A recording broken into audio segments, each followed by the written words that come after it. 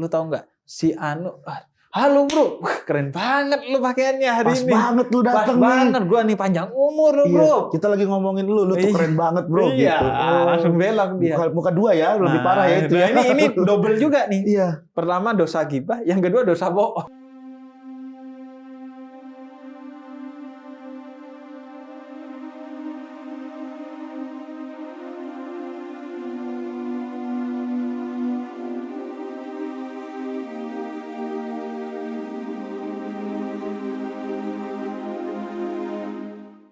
Nah, nih Bib, kalau misalkan nih udah terlanjur gibah gitu, karena khilaf gitu, kira-kira harus minta maaf nggak ya ke orangnya? Tapi kan kalau kita minta maaf juga jadi nggak enak gitu. Iya. Misalnya udah terlanjur nih, kita lagi nongkrong, terus denger, aduh, nahan, terus keceplosan, terus aduh, gue jadi gibah. Minta maaf nggak tuh ke orangnya? Biasanya kita tuh minta maafnya pas Lebaran, nggak disebut dosanya apa, karena malu. Oh iya. Minta maaf ya kalau gue ada salah-salah. Nah, gue nggak mau tuh. Apa salah lo? Sebutin dulu. Cuman emang aneh, Bib. Orang minta maaf di Lebaran nih. Orang banyak kehidupannya di Jakarta. Terus dia pulang kampung ke kampungnya. Terus dia minta maaf sama orang di kampung. Iya, kan dia banyak masalahnya justru di Jakarta. Tapi kan sekarang media sosial kan. Bisa jadi kita marah-marah pas nelpon. Kan itu dosa juga minta maaf ke orang di kampung. Atau mungkin pas gibahin orang kampung kayak lo tadi. Gibahin orang kampung. Hampir. Iya. Minta maaf itu sesuatu yang mudah sekali. Iya. Sebenarnya diucapkan, tapi karena gengsi, karena sesuatu, akhirnya kita berat banget. Iya. Padahal itu gampang dan ganjarannya tinggi. Ada salah seorang sahabat Nabi yang dijamin masuk surga hanya karena setiap mau tidur maafin semua orang yang punya salah ke dia. Sama kayak di baju juga tuh, Bib. Kok jadi baju? Ada yang maaf ini gitu, ada yang iya. Dia kan juga minta maaf. Poindun kan minta maaf. Kalau itu kayaknya maaf sindrom gitu. Nah, jadi pertama ada maaf itu sebenarnya mudah. Tinggal hati kita nih jangan gengsi, jangan malu untuk meminta maaf. Pahalanya juga tinggi banget orang yang minta maaf. Jadi tadi diganjar surga bahkan. Walaupun ibadah lainnya, ibadah wajib dia jalankan, ibadah sunnah bahkan nggak dia jalanin. Tapi karena maafin orang, bersihin hatinya dia setiap malam bahwa dia maafin sama orang yang bikin salah, akhirnya masuk surga. Dosa kepada manusia Allah tidak akan memaafkan kecuali kamu minta maaf dulu. Jadi lo kalau udah gibain gua nih, Allah gak akan maafin kecuali lo udah minta maaf ke gua. Masalah orang maafin atau enggak? Nah itu. Jadi tugas lo hanya meminta maaf, tidak mendapat maaf. Walaupun lo gak mendapat maaf, yang penting lo sudah minta maaf. Nah kalau orang itu tidak memberi maaf, maka dosanya dia kepada Allah. Lo udah hilang dosanya. Nah kemudian yang juga harus diperhatikan juga ketika lo meminta maaf, maka lakukanlah itu dengan baik dan berusaha untuk menebus kesalahan kita dengan memberikan kebaikan kepada dia. Ada juga yang jadi pertanyaan. Apa tuh? Gimana kalau yang digibahin itu orangnya udah jauh dari kita nggak bisa minta maaf. Oh iya. Sama kayak orang kan sering, Bib saya punya utang kepada orangnya sudah nggak tahu ada di mana karena dulu. Gitu. Kata Nabi, cara membersihkan hal-hal seperti itu dengan sedekah. Karena itu hidup kita itu harus banyak-banyak sedekah. Mau bayar utang orang yang udah nggak ada, maka dengan sedekah. Sedekahkan duit kita kepada orang lain sebagai bentuk membersihkan kotoran-kotoran itu. Kalau misalkan minta maaf sama orang yang kita nggak ada salah, kan katanya minta maaf mengurangi dosa tuh. Soalnya, maafin gue ya. Kenapa? Ya udah gue minta maaf. Ya kayak ceritanya bajuri itu tadi. Itu nggak apa tuh? Ya enggak dong. Itu ngakalin Allah. Itu ngakalin ya. Ngapain lu gak salah minta maaf? Kalau mau dapat pahala ya kalau nggak salah bukan minta maaf, bikin kebaikan bagi dia. Oh betul. Bukan minta maaf. Bukan minta, malah ngasih harusnya. Lu pernah nggak gibahin orang yang kemudian orangnya tuh datang gitu atau orangnya tahu gitu? Pernah itu. Nah, gimana tuh? Ya paling gua jadinya ini waktu itu, Bib. Jadi ya udah kan itu juga bener gue gituin, Bib. Jadi itu kan juga gue bukan ngada-ngada ceritanya, tapi nggak usah diomongin ke orang lah. Gitu. Jadi dia cuma kesel gitu. Terus itu yang salah tuh orang. Apa? Dibilangnya tapi yang gue omongin bener kok, yang gue gibahin. Iya, gibah itu mau bener atau salah itu gibah. Kalau salah itu bukan cuma gibah, itu fitnah masuknya. Oh iya, dua ya jadi ya. Dua jadinya double loh. Saya udah minta maaf sih sama dia waktu itu. Tapi akhirnya sampai kayak mau berantem gitu, Bib. Jadinya gitu loh, debat-debat gitu sama teman-teman yang lain dipisahin. Saya udah gitu. Udah akhirnya minta maaf. Kalau tongkrongan gua dulu tuh biasanya kalau tiba-tiba orangnya datang, kita langsung antara ganti topik atau ganti topik yang nyanjung dia. Oh. Jadi pas dia datang nih, lu tahu nggak? Si Anu, halo bro, wah, keren banget lu pakaiannya hari Pas ini. banget lu datang nih. Pas banget, gua nih panjang umur lu bro. Kita lagi ngomongin lu tuh keren banget bro. Iya, gitu. langsung belok dia. Muka dua ya, lebih parah ya itu. Ini double juga nih. Iya. Pertama dosa gibah, yang kedua dosa bohong. Iya. Gibah tuh emang bisa bikin cabang dosa yang banyak ya Bib ya. Bisa jadi fitnah, bisa jadi bohong gitu ya. Iya, bisa kemana-mana. Karena orang gibah tuh biasanya kadang, misalnya nih, dia ngebawa topik, kadang suka nggak mau kalah gitu. Emang gitu orangnya, pernah sekali waktu. Akhirnya dia mengada-ngada tuh, Bib. Nah itu yang kata Imam Ghazali tadi. Pengen terlihat unggul. Iya. Jadi orang udah ditimpalin lagi. Dan juga kata Imam Ghazali, gibah itu disebabkan karena ingin melampiaskan. Kita benci sama orang, kita lampiaskan. Kan seharusnya kalau kita nggak suka sama orang, seharusnya ngoreksi ke dia. Itu jadi pahala. Tapi kalau malah melampiaskan dengan gibah, itu jatuhnya jadi dosa. Nah itu sumbernya. Jadi kita itu harus dibiasakan menerima kritik dan menyampaikan kritik. Agar jadinya nggak ngomong di belakang. Nah, Bib, kalau misalkan nih kayak dia di tongkrongan nih, lagi pada gibah gitu, kita udah pengen nggak mau gibah gitu, terus kayak diajak, Gen, kan lu deket nih sama dia nih, kan lu deket nih, coba dong lu ceritain gitu. Nah kita harus gimana tuh, Bib? Dengan lu mengalihkan, kayak dengan lu bilang nggak tahu, kayak dengan apa kayak gitu. Iya. Jadi bukan kita dengan langsung pura-pura gimana gitu ya. Iya, diam itu bukan artinya nggak ngomong. Ya udah kita alihin ya Bib ya, misalnya lu gimana, lu kan teman deketnya, gue lagi naikin layangan gitu tiba-tiba ya, nggak bisa nih gitu, itu kan maksudnya mengalihkan, bener dong? Nggak gitu juga dong. Gimana sih Bib? Yang bener. Iya mana ngalih layangan. Temen lagi nongkrong, lu kan deket tuh, lagi naikin layangan gue. Ya kan mengalihkan. Bener dong Bib, ya kan bisa juga. Terserah lo deh. Terserah. Kalau tongkrongan lo bisa gitu, terserah lo deh. Gimana gini nih, gue lagi nyuci. Sama ini juga Gen, yang sering kita gak sadar. Iya. Gibah itu banyaknya itu sekarang di grup-grup WhatsApp. Bener tuh Bib. Waduh, di grup WhatsApp tuh emang tuh sarangnya gibah. Iya, sarangnya. Itu grup-grup seperti itu ya juga harus dihindari tuh grup-grup yang seperti itu. Grup sekarang tuh Bib, bahkan ada grup di dalam grup lagi yang nggak ada satu orang itu untuk digibahin. Iya. Dan yang satu itu introvert akhirnya. Yang satu itu akhirnya kenapa? Jadi pas ketemu sama orang, kok kayaknya beda ya teman-teman gue ya gitu. Itu ada tuh Bib, benar tuh. Jahat banget deh. Iya Bib. Iya. Nah, jadi ada orang jelek bukannya dibenahi, malah digibahin. Malah digibahin. Akhirnya kan jadi kasihan yang sendiri. Dia bikin grup sendiri akhirnya. Nggak ada sama teman-temannya. Jadi ya kasihan. Nah itu grup WhatsApp itu kita juga harus bersihkan dari gibah. Caranya itu paling enak. Grup WhatsApp itu jangan komunal kayak tadi, keluar yang sama yang satu frekuensi keluar semua terus bikin grup baru. Nah itu yang bikin akhirnya kita mudah untuk gibah. Nah tapi kalau semua orang ada di sana, semua frekuensi ada di sana, akhirnya kita minimal gak gibah karena gak enak. Malu sama orangnya, ada orangnya gitu. Atau nggak dikirim-kirimin ayat-ayat ya? Ya benar sih. Iya. Tapi kan jadi gak efektif. Dakwah itu harus cerdas juga karena tujuan dari dakwah itu mengajak, bukan sekedar menyampaikan, tapi ngajak. Dakwah itu itu mengajak. Kalau sekedar menyampaikan ya nggak cukup lah. Menyampaikan yang sekiranya orang bisa ikut. Perkara orang ikut atau tidak ya itu urusan dia. Tapi minimal motifnya adalah untuk mengajak, bukan sekedar menyampaikan. Nah betul tuh, mengajak tuh, karena banyak banget emang yang kita nggak ada masalah apa-apa dengan itu, tiba-tiba dikirimin mengenai itu. Sekedar gitu. mengingatkan. Sekedar mengingatkan gitu. Ya, nah itu juga. Dan juga jangan ngomongin sesuatu yang sekiranya kalau kita ngomongin itu jadi lebih buruk keadaannya. Meskipun itu niatnya baik, dakwah. Orang tuh gak minta nasihat sama kita nasihatin. Akhirnya dia makin gedek tuh sama kita. Makin gedek sama agama, itu juga harus dihindari.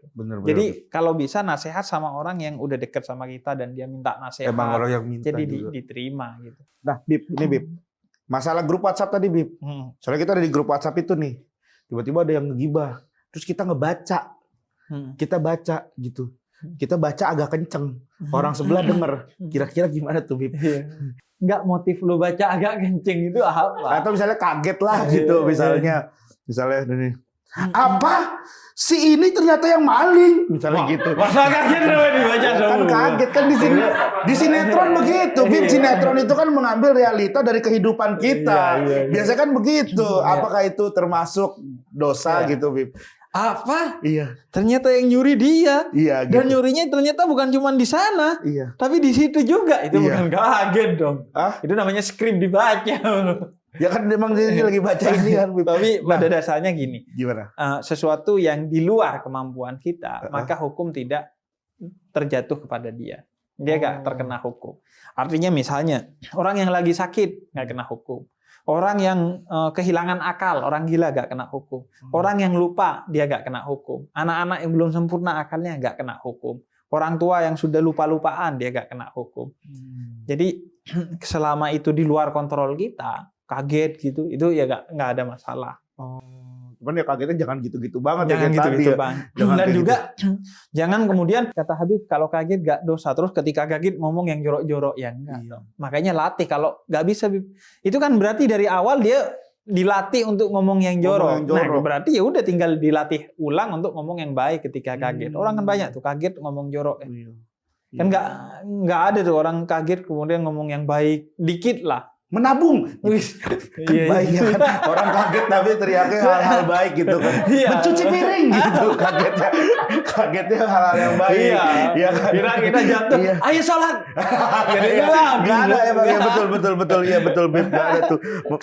Membantu ortu gitu kagetnya. Tapi kan itu bagus sebenarnya. Iya, cuman kan emang agak aneh, Bib, kalau misalkan kagetnya kayak begitu tiba-tiba. Enggak, tapi kan daripada ngomongin yang jelek-jelek, benar sih, daripada ngomongin ya Allah. Iya, gitu, ketika ya. Jatuh ya astagfirullah. Nah, nih karena banyak yang nonton. Wis. Iya. Apalagi dipromoin di YouTube-nya Jeda Nulis. Apalagi bintang tamunya Rike. Wis, yoi dong. Iya. Besok jangan diundang lagi. Hah? Kan udah terkenal, lo kan cuma pemantik aja. Tetap, Bib, saya butuh perduitan saya. Nah, kita baca ini. Apa? Dari Instagram. Oh, dari Instagram ya, ada yang DM. Jadi ini ceritanya, orang ini nanya, boleh nggak ngomongin kejelekan orang tapi dalam hati? Sebenarnya ini bukan ghibah, tapi tetap dosa. Hah?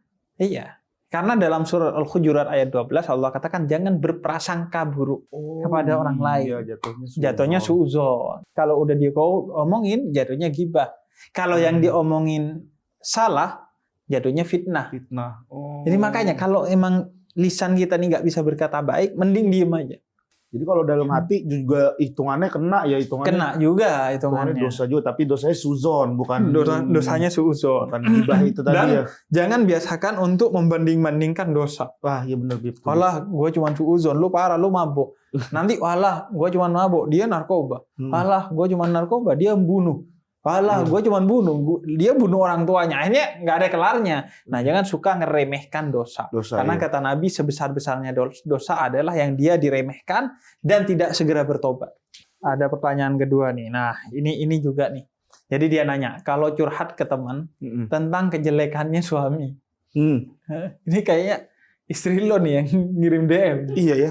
Tapi dia kok bisa tahu ya topik kita hari ini ya? Kejelekannya suami. Jadi gini. Pertama soal kejelekan suami. Itu kalau mau cerita, yang paling berhak untuk mendapatkan cerita itu karena bisa mengubah dia adalah Allah. Jadi kalau ada kejelekannya suami, kita bercerita kepada Allah. Kita ini punya sajadah untuk kita bersujud dan menceritakan semua masalah kepada Allah.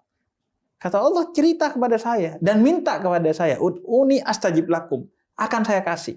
Kalau cerita ke orang, belum tentu dia ngasih solusi, yang ada dia ngompor-ngompori. Tapi kalau misalkan kayak ke ahli gitu, gimana, Bib? Kayak dokter Boyke gitu, itu gimana? Nah, ya nggak masalah kalau kaitannya dengan untuk kesembuhan. Untuk kedaruratan, untuk hal-hal yang jatuhnya tadi, untuk pelajaran, kebaikan, ya nggak ada masalah. Tapi kalau sama kayak cerita ke hakim gitu, sama kayak cerita ke ulama kalau kita mau minta solusi. Lu kenapa ke dokter Boyke istri lo? Bukan, kan biasanya obrolannya, ya kok gue mikirnya ke sono ya. Ketahuan dong ya. Kalau gue gimana gitu ya. Oke. Nggak apa-apa bercerita kepada pihak-pihak yang sekiranya itu memberi solusi. Kayak tadi ke dokter kalau masalahnya medis, ke psikolog kalau masalahnya mental, ke orang tua kalau masalahnya kaitannya orang tua bisa ngasih solusi. Curhat. Curhat. Tapi kalau sebagai saran, kalau bisa ceritanya jangan ke orang tua kita, tapi ke mertua kita. Karena kalau ke orang tua kita takutnya dia, wah, anak gua diginin. Kalau ke mertua, insya Allah kan dia akan bilangin anaknya dengan syarat mertuanya tidak wadididau. Iya, kalau ada mertuanya yang udah wadididau baru di chat assalamualaikum. Aduh, apalagi sih udah gitu ntar ya. Anak ibu gini. Pasti lo yang nggak bener nih. Iya. Gua dari sejak brojolin nggak apa-apa tuh. Sejak kenal lu nih begini ini. Iya. Paham ya Bib ya? Ketahuan juga deh gua. Tapi benar-benar ya. Jadi maksudnya kita juga harus mengenal mertua kita juga gitu kan. Jadi harus tahu kira-kira apa yang bisa diomongin ke mertua, apa yang enggak gitu. Iya. Ngomong-ngomong, Wispu mau gue undang juga ke sini. Rencananya mau diundang juga ke sini. Tapi dia kayaknya masih nggak tahu kenapa tuh. Masih ini sih, masih Wispo tuh agak susah kayaknya Bib ya, jadwalnya dia. Soalnya dia kan juga ini udah gitu kayaknya orangnya tuh absurd banget Bib. Udah mendingan kayak saya nih yang maksudnya lebih enak gitu. Kalau Rispo gitu tuh kayaknya agak absurd. Udah gitu diajak ngobrol kayaknya akan susah gitu. Harus ada saya karena saya juga kan. Gua ngerasa nggak ada gunanya dari tadi ngebacot. Astagfirullahaladzim. Gue taruh aja deh. Iya harusnya diam. Iya. Tapi itu kita harus belajar gitu. Nah itu menunjukkan bahwa memang menghindari ghibah itu gak mudah. Udah mudah. Karena memang lezat bagi orang yang masih dikungkung oleh nafsu.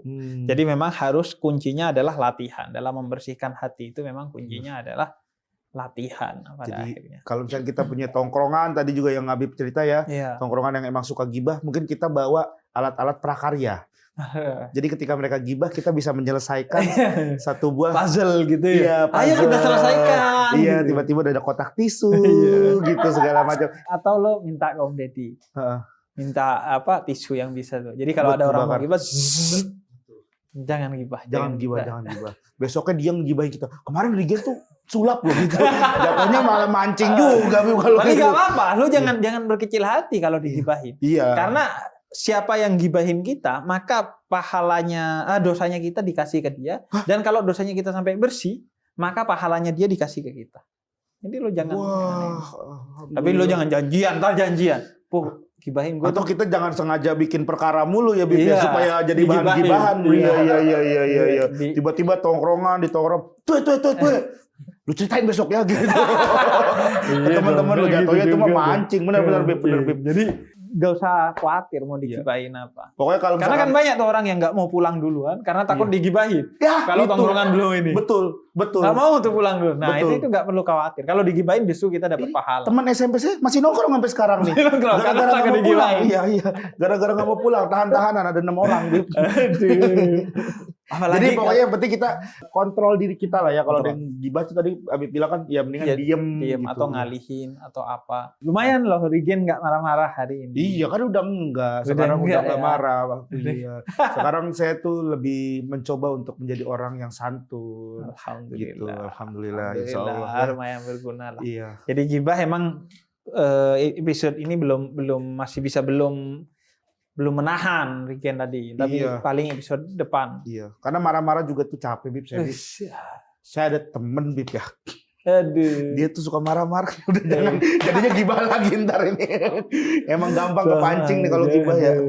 Iya. Oke, kalau gitu Rigen. Terima kasih. Sama-sama ketemu lagi. Ilmunya. Saya senang acara ini nih, benar. Iya.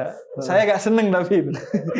Saya tuh seneng itu selain maksudnya di luar kerjaan ya. Dan ini kan pengalaman buat saya ini pertama kali Bib.